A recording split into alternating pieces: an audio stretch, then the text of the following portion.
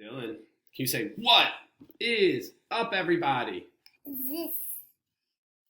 Say, Dylan Rupert is here. Say, dropping some knowledge on the fall of communism. Can you wave? Say, bye-bye. Dill. Psst.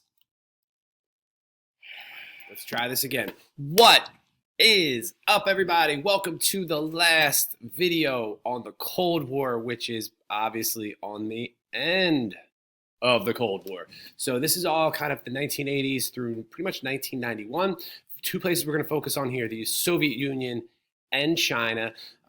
So let's kind of get into this. Remember, in the previous videos, we kind of talked about the Cold War going on, tension between the United States and the Soviet Union, but don't forget about China and that whole thing with Mao, Cultural Revolution, Great Leap Forward. So communism is there. Kind of the two biggest communist countries who are influencing other places are those two. We see these hotspots or proxy wars around the world, and this is kind of the end and how those things change after the death of Mao and new leadership in the Soviet Union in the 1980s. So rock and roll here. Here we go. So this is Deng Xiaoping, and if you remember, the first name in Chinese is last, and the last name is first compared to the West. So his name is Deng. So if you ever refer to him in an essay or write about him anywhere, you can just call him Deng.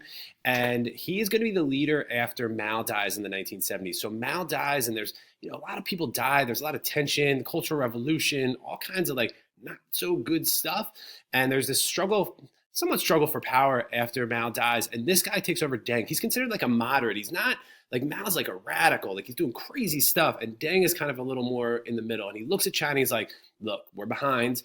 We haven't industrialized. Mao was a failure. We got to like get back on the right path here. And his theory and the people that are in his kind of cabinet and leadership position decide on what is called the four modernizations, that they're going to focus, China's going to focus their economic activity onto industrializing and modernizing four specific things in China. And you'll never need to know all these specific things. Sometimes the four modernizations pops up on the region. So just want to mention it so you're familiar with it. But it's about industry, so factories, defense, increasing their military, agriculture, better farming techniques and farming equipment to feed factory workers. And the last is science. They're going to pump money into these four things. What changes about China under Deng, and this is really kind of important. Remember, communism is about making everyone equal. No one has anything more than anyone else. And Deng changes that. In China today, because of Deng, people in China have a lot of economic freedom. You can open a business. You can make a profit off of that business. You can get really, really rich in China, which again is what communism is supposed to be against. And so really what Deng does is, because people can buy what they want, you can make a profit, you can invest your money, you can become really wealthy, that changes communism as it's supposed to be. So economic freedom is going to be encouraged under Deng. It works. Generally, capitalism is kind of a good thing in terms of competition and getting money, and encouraging people to work harder to earn more money. Today, China is relatively industrialized. They are industrializing, but they are in that frame right now. So while they have economic freedom, one thing that Deng does not change is political freedom. There are still very few political freedoms under Deng. And when they give these economic freedoms, a lot of people start saying, great, here's our economic freedoms. Where's our political freedoms? Why can't we vote in elections? Why don't we have freedom of speech and freedom of the press? Why can't we assemble peacefully and protest? And in 1989, there was a very famous protest by college students, some high school students, and some older people as well, called the Tiananmen Square protest. And it's in a square in like a park essentially called Tiananmen Square. And there are going to be hundreds of thousands of protesters who come out and to protest in China. The government shuts this protest down. They send in tanks, they send in military personnel, and they basically start firing on these protesters to break up the protest. And it's Deng's message that we're giving you economic freedom, but don't expect political freedom. And this is a very famous image. We'll talk more about this in class. This guy is called Tank Man. He is standing in front of the tanks trying to block them from getting to the protests to shut it down. Today, like I mentioned, in China, there are very few political freedoms. If you ever go to China, the IP addresses in China, if you're using your phone or using your computer, there are things that are blocked. So by the government, not like you're in school and they're like, you can't look at this, but by the government as a whole. So for example, you can't get onto Facebook in China unless you have a proxy IP address. There's no freedom of speech. You can't just speak out against the government. There's no freedom of the press, freedom of assembly, and some internet words are banned. There are things that you can't search in a search engine. So you can't search enlightenment or democracy or freedom or constitution. They block those words.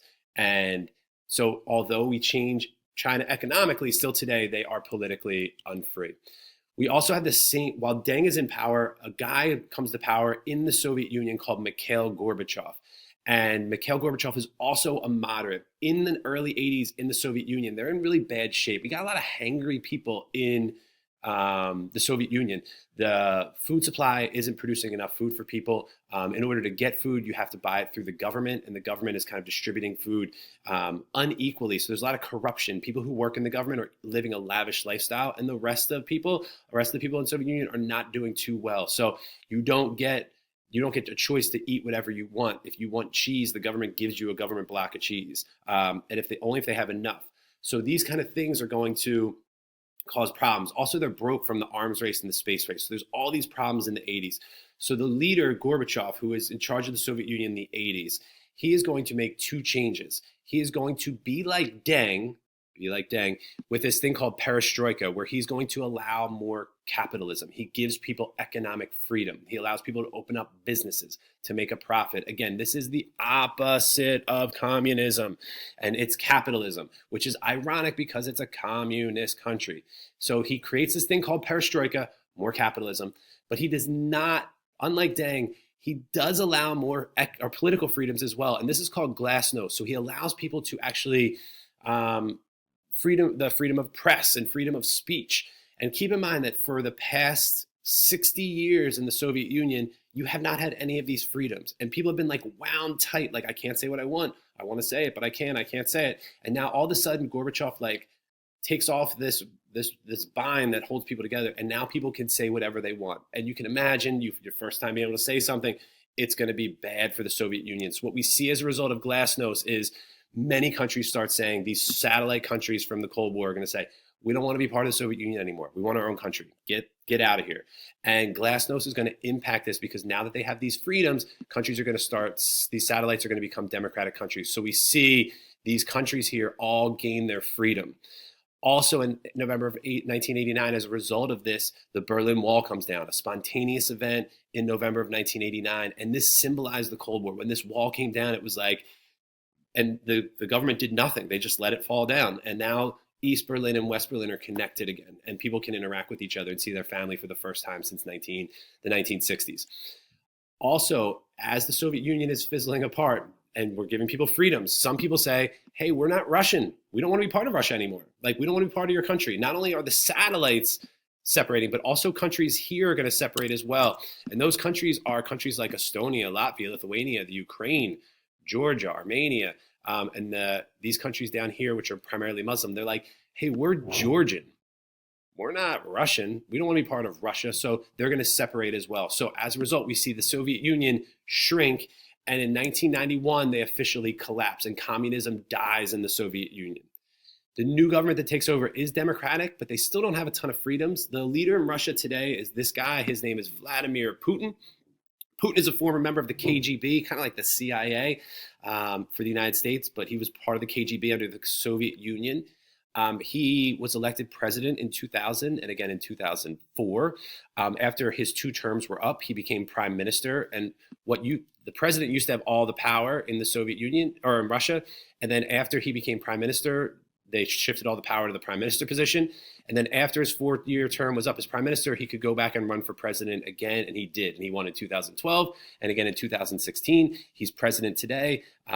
He is kind of an old-school communist type guy, not very many freedoms.